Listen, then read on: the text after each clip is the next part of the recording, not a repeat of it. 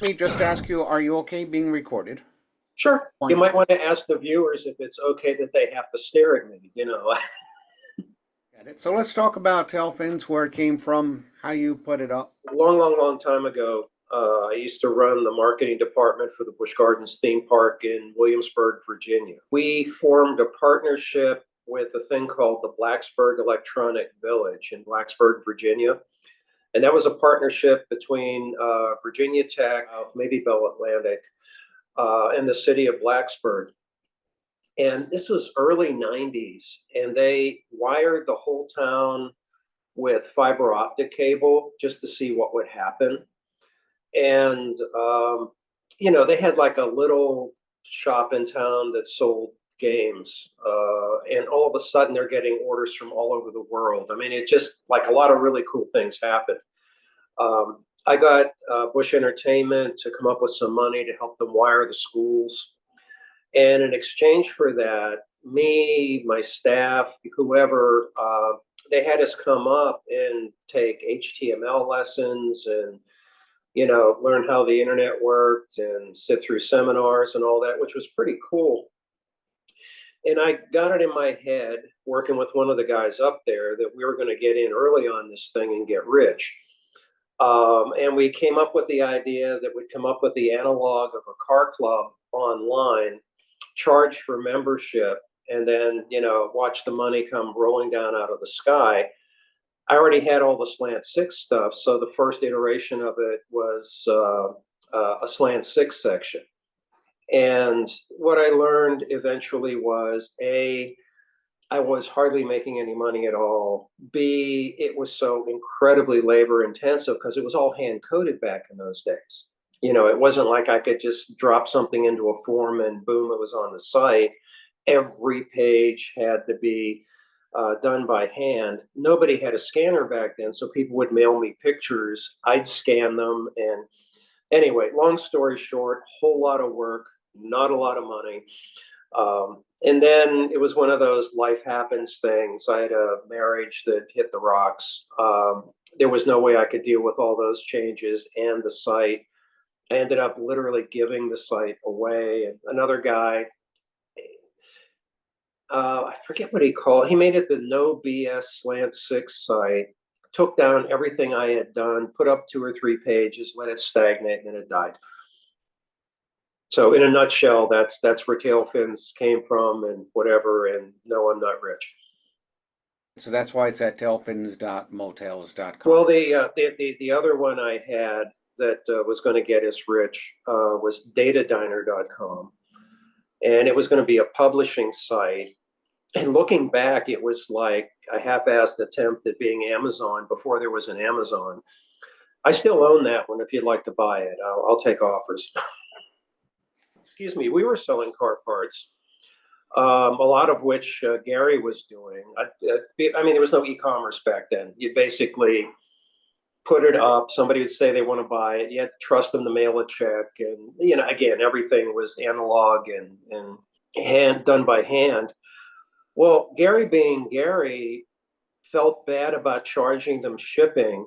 So he was shipping all this stuff for free out of his pocket and was losing money on it. So that didn't work either. So this would have started around 96, 97? That's what the copyright date is on Tailfins. I think it was earlier than that. I was doing the stuff with Blacksburg 92, 93. Oh, So that's I'm going to very get early. 93 or 94. The first iteration probably went up, but I could be wrong. I don't remember. You could probably go to the Wayback Machine on archive.org and look for the earliest instance, and it would be there. What is the best part of Tailfins for me to look at today in 2024? Um, my favorite was the bench race page, where people would write stories that weren't how-tos, just their favorite car recollection kind of stuff. There's a wonderful one that Doug Dutra wrote about doing illegal burnouts and how he was trying to push the tail end of a car around while it was doing burnouts to sign his name on the pavement. I mean, just wonderfully goofy things like that. There was the guy that did the Slant Six wedding. There was the other guy who ran for, I forget, it was a city council position or something, and he made his Dodge Dart into the campaign mobile. You know, I just loved all those stories. We actually did a contest or two on who could write the best story for that part of the site, and that was pretty cool. The other thing, just because it was a trip down memory lane, is are the ones that involve Gary or the ones I wrote. In fact, I sent you an email. I think there was an article I found, and I'd completely forgotten about most of it, about when I went and redid a lot of the things I'd done wrong on my '64 Valiant, and I had forgotten about all the fabrication work and welding and homemade exhaust system and all the other stuff I did on the car. I really enjoyed going through that. It was like, wow, I actually did a lot of work back then. And I hope the car's still around, and I hope someone's enjoying it all. Today, of course, we have forums, and the first forums were just starting to get coded, like Web BBS, which was such a wonderful forum in that it had no security in it whatsoever. Yeah. There was just no thought of, gee, if somebody comes up here and spams, or there's not much you can do Yeah. in Web BBS because it assumed everybody was a good person and you're all in a Yeah. community. I think one of the mistakes I made with Tailfins was I just assumed no one could write with me. So everything would come into me, and I'd massage it and tweak it and whatever before it went up. Which I guess was fine on one end, but on the other, the amount of work it took to get all that done was a bit much. And most people weren't online back then. I uh, or just weren't that sophisticated with anything electronic. A lot of that stuff was a handwritten letter that I got in the mail with some photograph stuffed in. So A lot of Allpar was people's emails, especially in the early days. yeah, And once we had the forum, I'd see something cool in the forum and I'd write to the person and say, mind if I make this permanent? And then there'd be a page up. So, we had a lot of mistakes and a lot of, what's the word? The stories that are great and sound really good, but aren't true. 426 Hemi, same rating, net and gross. well, And of course it wasn't. It was no, 370 you've got, or so. no matter what, you've got parasitic loss along the way, and there's no way that would be true. But then Well, again, yeah. Chevy dominated drag racing because they lied about their horsepower ratings. They underestimated. And Ford went the other way and overstated what the actual horsepower was because they thought it was good for sales. And when they defined the brackets and everything through the NHRA, Chevy's just killed everybody else because their 190 horsepower motor was really making 235.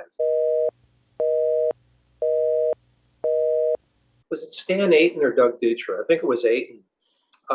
Built a 170 for drag racing because the thing will rev like crazy. It's got a short stroke, and that's bigger than the bore, and the 225 is the other way around. I guess set up right, that little 170 will scream. You can rev it to the moon, and it's fine with it.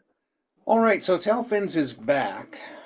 You've been Yeah, through it. much You much found to a my bunch of bad ones. amazement, and it's a minor miracle it's back because I don't know how many hard drive crashes, backup drive losses, everything I've had along the way. I have no idea how those files survived.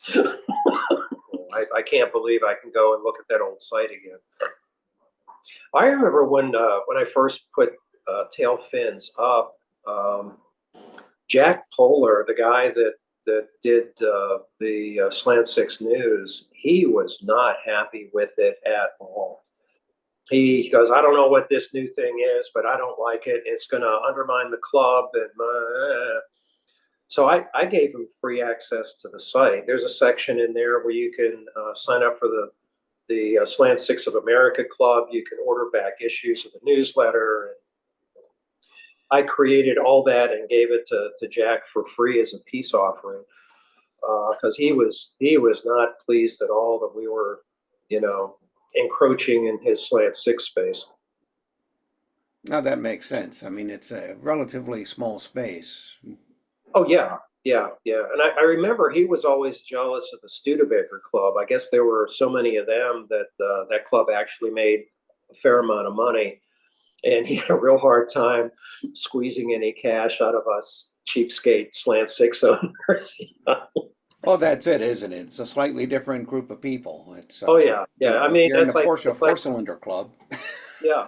Well, that's like Gary Platz's classic T-shirt that said "Slant Six, cheap with an attitude." Let's give another nod to Gary. You know, one of the fun things about all the stuff we did, the car shows he put on, and all the craziness that we used to pipe up to Jack for the newsletter. I mean, he would get back to us going, you know, guys, you know, can you be a little more serious? And because we just would have as much fun as we could, and Gary would do his goofy illustrations and whatnot. And he was so desperate for content for the newsletter that he would publish it anyway. You know, and giving Gary a creative outlet was just so much fun. You go on the old Tailfins site. There's a page with all the T-shirts that he did back then. There was a ton of his artwork all through the thing. There was the Platts Cheesy Arts page where you could buy the air cleaner clocks and other stuff he would come up with. Uh, it was like dealing with a cheapskate Big Daddy Ed Roth almost. You know, I mean, he was always coming up with one lunatic thing or another, and it was just so much fun to work with him and to give him an outlet on those things. Which I guess is another favorite part of the site for me, you know, the Gary Platts touch. and of course he has the book now. Oh, yeah. It's by Yeah. Gary and Ed. Yeah. Yeah. All stitched together by you. Yes, So my slant on things. there you go. You did. You did. Which is much better than the half assed way we attempted to do it. So thank you so much. I don't think anybody involved, especially me, understood venture capital and scaling. And I still had it in my head that I could just do this out of my basement and bootstrap it up all by myself. And I don't know, looking back now at things like Amazon and Facebook and whatever, it just ain't the way it works. You know, we had a fun run with it, but and it's an artifact now. I mean, it's I think it's representative of an era that's come and gone when it comes to things online. And not everyone was on. And if they were on America Online, it was a walled garden back then. You couldn't leave America Online to actually go on the internet. Yeah, it was a whole different world back then. No, if you go on the member pages, there were a lot more than that. And if anybody had a picture with their car description, that was a paid membership. So So that was a few people. yeah, yeah. And again, I'd have to go back and look and add it up. I can't remember, but there were a respectable few. And then I tried to expand the site. It was Slant Six, and Oh, then I added V8 Mopars and front wheel drive Mopars. And then the idea was to evolve it out to where it encompassed everything, and just never got that far with it. you did. Now that I look at it, you must have gotten a couple hundred members. Because I didn't look at the text pages. I was just looking at. Yeah, yeah, those were the cheapskates. Those were the true Slant Six people. Back and look. There were some oddball things in there here and there, but I'd have to dig to remember them anyway. Oh, I'm glad it's all back up. I hope that other people are inspired to come and look at it now that it's there. Yeah, yeah. You know, it's basically a museum piece now, and you know, thanks again for stitching it all back together and get the links working. And I mean, I just handed you a hot mess, and I don't know how you managed to pull it off, but yeah, it's a functioning site again. So thank you. Oh, you and Gary did that to me twice. And now that we know that you're a sucker, there'll probably be two, three more. You know, Oh, it just wasn't that complicated a project. You know, the old Tailfin site, it was just early internet, somebody trying to make something happen out of their basement, and you know, there's a little bit of a story to tell there, but it really was reflective of the era. There was probably thousands of us doing kind of the same thing with something back then. So, It's a nicely crafted site, loads very, very quickly because there's no excess stuff. There's no loading jQuery and running 1,000 JavaScripts. right. It just loads quickly and you can read whatever you want if you're in the mind to read things. And it's a pleasing, simple layout too. It's really nicer than I think anything I ever came up with. Yeah. Yeah, that was from some course I took at Virginia Tech that showed you how to do a sidebar with a toolbar in it. So it's dirt simple underneath, and it was all done by hand. Yeah. The logo came from some guy that was a member of the site. He just emailed it to me one day when I was playing around. Can you use this? I'm like, yeah, thanks. So that was a freebie. Thinking back on those days, at least the folks I was dealing with, nobody was literally looking to be very ultra competitive or cutthroat or, I'm going to, climb the ladder and step on everybody that I can on the way up and get rich and whatever.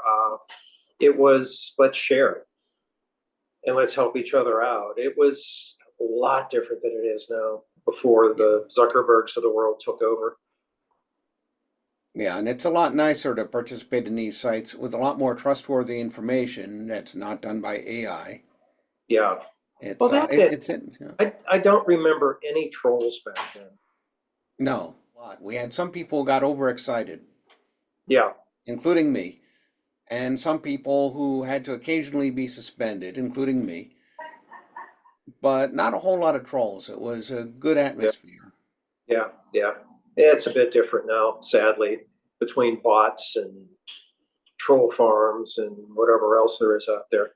I mean, people would like come in with helpful suggestions and point me in the right direction and contribute things. And, you know, it was fun. It was a lot of fun back then. Yeah, it's been one adventure after another, and hopefully there's a few more to follow. We'll see.